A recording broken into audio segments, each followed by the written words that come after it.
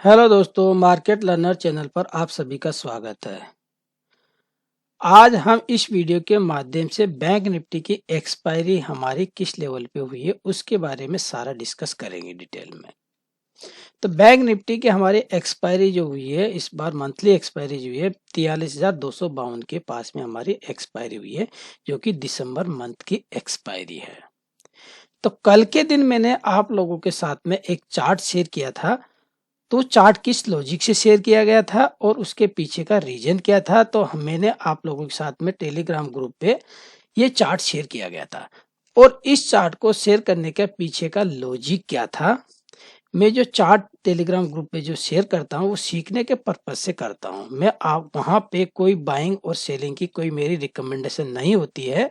उस चार्ट को देखिए, सीखिए, समझिए और उसके बाद में ही आप अपना ट्रेड प्लान कीजिए। वहां पे मेरी अपनी कोई बाइंग सेलिंग की कोई रिकमेंडेशन नहीं होती है। तो इस चार्ट को जो शेयर किया था, तो क्या हमारी एक्सपायरी इसी के बीच में हुई है, और हुई है तो कहाँ पे हुई है, और अपर एंड पे जाकर के हमारी एक्सपायरी हुई है, तो वो किस लॉजिक से एक्सपायरी हुई है, तो हमारा वेव एनालिसिस के अकॉर्डिंग हमारा वो किस तरीके से टारगेट निकाले जाते हैं, और नीचे की साइड यदि हम आए हैं तो नीचे की साइड में हम कहाँ तक आए हैं। जैसा कि इस चार्ट में मैंने एक जंक्शन दिखा रखा, तो ये जंक्शन था हमारा 42,930 का। और यदि हम इससे ऊपर निकलते हैं, अगर फ्लैट खुल करके इससे ऊपर निकलते हैं तो हम अपर साइड में जाएंगे, और यदि इसका रिजेक्शन लेते हैं तो हम नीचे की साइड में 42,440 के पास में आएंगे। तो हम आज के दिन गैप डाउन हुए हैं, और गैप डाउन होकर के हम इससे भी नीचे पिछले हैं, वो सारी बातों का डिस्कस करेंगे हम। तो किस तरीके से, देखिए 5 मिनट का चार्ट लगा लेते हैं। तो कल के दिन हमारी क्लोजिंग हुई थी 42,800 के पास में, और कल का जो हमारा लो पॉइंट लगा था 42,750 का लो पॉइंट लगा था। हाँ, तो कल के दिन जो है आप लोगों के साथ में ये चार्ट शेयर किया गया था। अब इस चार्ट के माध्यम से मैं क्या बताना चाहता था, मैं आपको लेबलिंग भी करके मैंने दिया हुआ था। इसमें ये एक घंटे के टाइम फ्रेम पे ये क्या है, ये हमारा 1 है जो ग्रीन से मार्क किया हुआ, ये 2 है, और ये 3 है, और 4 और 5 हमारा इस एरिया में बनने वाला, जो कि यदि कल के लो को अगर ये मेंटेन रखता, यानी कि 42,750 का ही ये लो लगा था, और इसके बाद में यहाँ फ्लैट खुल करके यहाँ से अगर हम इस जंक्शन के ऊपर यानी कि 42,930 के ऊपर निकलते, तो यहाँ से हमारा ये ट्रेड एग्जीक्यूट होता, और जो कि हम 43,225 तक का हमारा ये टारगेट था। लेकिन आज के दिन हम गैप डाउन हुए हैं, और गैप डाउन हुए हैं तो कहां से सपोर्ट लिया हमने, तो उसके बारे में डिस्कस करते हैं। तो पहले तो मैं आपको बता दूं कि इसमें वेव किस तरीके से थी। अगर ये 1 हो गया, 2 हो गया, और ये 3 हो गया, ये 4 हो गया, और ये 5 इस तरीके से था, जो कि ये ग्रीन से मैंने मार्क किया हुआ। ठीक है, अगर हम इस वेव थर्ड के इंटरनल्स को भी देखते हैं तो ये किस तरीके से थे, ये 1 था, ये 2 था, ये 3, ये 4 और ये 5, ये जो कि ब्लू से मार्क किया हुआ, ये ब्लू कर देते हैं। देन यहां से बाउंस करते हैं इस, ये 1 2 3 और ये 4 इस एरिया में बनना था। ठीक है, अब यहां पे जब इस ट्रेंड लाइन को जब हम ब्रेक कर रहे थे, जब यहाँ पे इस ट्रेंड लाइन को जब ब्रेक कर रहे थे, तो ये मंगलवार के दिन की बात है। तो मंगलवार के दिन भी मैंने आप लोगों के साथ में ये चार्ट शेयर किया था, और जो कि मैंने उस चार्ट के माध्यम से ये बताने की कोशिश करी थी कि हमने इस ट्रेंड लाइन का ब्रेकडाउन दे चुके हैं, और हम नीचे की तरफ आएंगे, जो कि हमारा 2 टारगेट थे। 2 टारगेट कौन से थे, एक तो हमारा 42,719 था, और दूसरा टारगेट हमारा 42,439 था। तो ये मैंने जो चार्ट शेयर किया था आप लोगों के साथ में, ये मंगलवार को चार्ट शेयर किया गया था। तो हमने क्या है, इस ट्रेंड लाइन का ब्रेकडाउन दे चुके थे। देन उसके बाद में मेरा जो टारगेट था 42,719, और दूसरा जो टारगेट था वो 42,440 के पास में था। ठीक है, तो आज के दिन जो है हम एक्सपायरी के दिन गैप डाउन ओपन हुए हैं, और गैप डाउन ओपन होने के बाद में यहाँ पे हम ये ट्रेंड लाइन को ब्रेक कर चुके थे। तो यहाँ पे ये करेक्शन जो था किस तरीके से था, ये ए था, ये बी था, और ये सी इस तरीके से बनना था। ठीक है।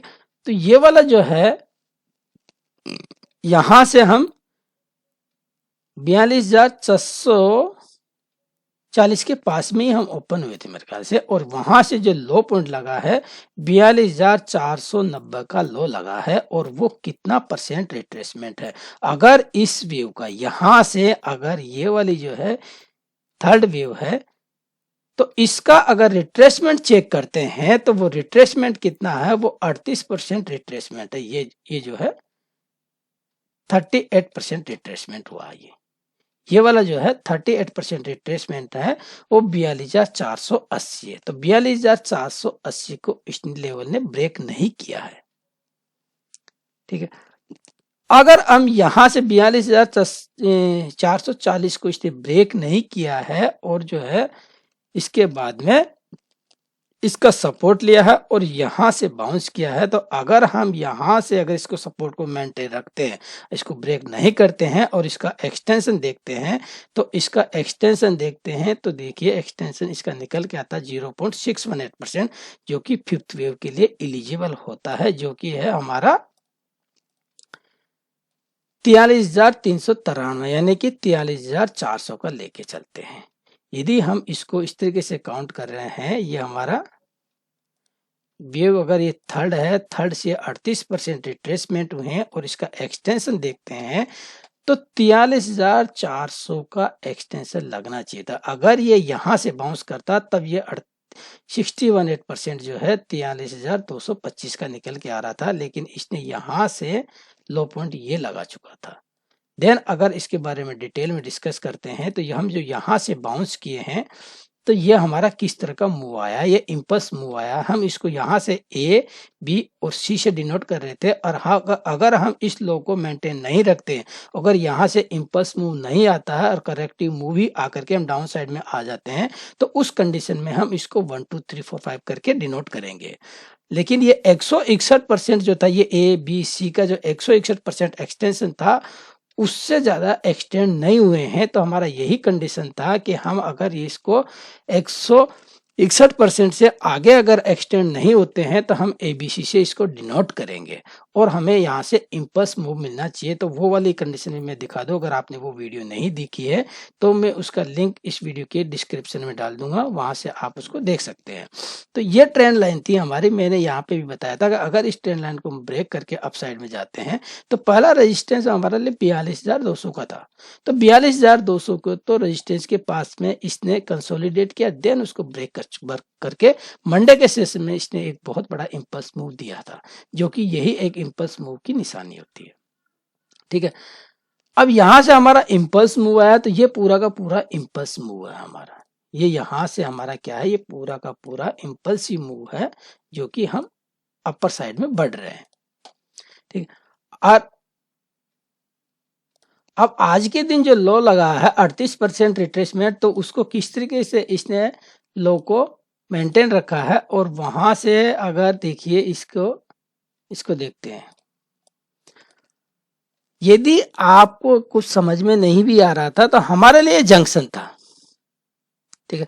अगर इस ट्रेंड लाइन को हम आगे एक्सटेंड करते हैं, देखिए इसको हम आगे फर्दर एक्सटेंड कर देते हैं, तो ये लगभग क्या किया है, हमारा जो निचले जो था टारगेट 42,440 का, तो मार्केट ने किया कि सुबह के टाइम पे ये लो लगाया है 42,490 का, देन वहां से धीरे धीरे करते हुए इस सारे दिन मार्केट इसमें रहा और लगभग ये 12 बजे के आसपास में इसको ब्रेक किया और देन इसी का सपोर्ट लिया, देन फिर ऊपर बढ़ गया।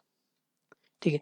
फिर यहां से अभी अगर समझते हैं तो इस ट्रेंड लाइन को, अगर ये ट्रेंड लाइन को हम आगे फर्दर एक्सटेंड कर देते हैं, तो यहाँ पे ये वाली है लगभग, यानी कि 1:55 वाली कैंडल ने 5 मिनट का टाइम फ्रेम है, ये इसको ब्रेक किया, देन इसका पुल बैक आया, देन उसके बाद में फास्ट मूवमेंट हुआ है, जो कि शॉर्ट कवरिंग भी हुई है। तो इसको जो था हमारा अगर उस हिसाब से देखते हैं हम कि हमारा एक्सटेंशन कहाँ लगना चाहिए, अगर इस लेवल को अगर 38% रिट्रेसमेंट को हम होल्ड करते हैं और इसको मेंटेन रखते हैं तो हमारा ये एक्सटेंशन जो था वो 61.8% जो निकल के आ रहा था 43,400 के पास में निकल के आ रहा था, जो कि 43,400 के पास में ये जो है बहुत फास्ट मूवमेंट हुआ है। कुछ लोगों ने इसमें प्रॉफिट भी बनाया होगा और कुछ लोग इस रैली को देखते भी रह गए होंगे। लेकिन इस वीडियो के माध्यम से आप सिर्फ इसमें ये सीखेंगे कि यदि अगर वेव एनालिसिस में अगर आपका इंटरेस्ट है और वेव एनालिसिस सीखना चाहते हैं तो इस चैनल पे बने रहिए। इस वीडियो को ज़्यादा से ज़्यादा शेयर करिए। और वेव एनालिसिस जो टेक्निकल एनालिसिस में जो वेव एनालिसिस है वो आपको एक कॉन्फिडेंस देता है और ना कि ये बताता है कि यहाँ से आगे का मूव भी आप एंटिसिपेट कर सकते हैं कि किस तरह का मूव होगा, कहाँ तक होगा। तो इस वीडियो के माध्यम से आपने ये सब सीखा, समझा। यदि आपको हमारा ये वीडियो अच्छा लगता तो हमारे वीडियो को लाइक करिए, चैनल पर पहली बार आए हैं तो चैनल को सब्सक्राइब करिए। मिलते हैं अगले ऐसे एजुकेशनल वीडियो के साथ में, तब तक के लिए जय हिंद, जय भारत।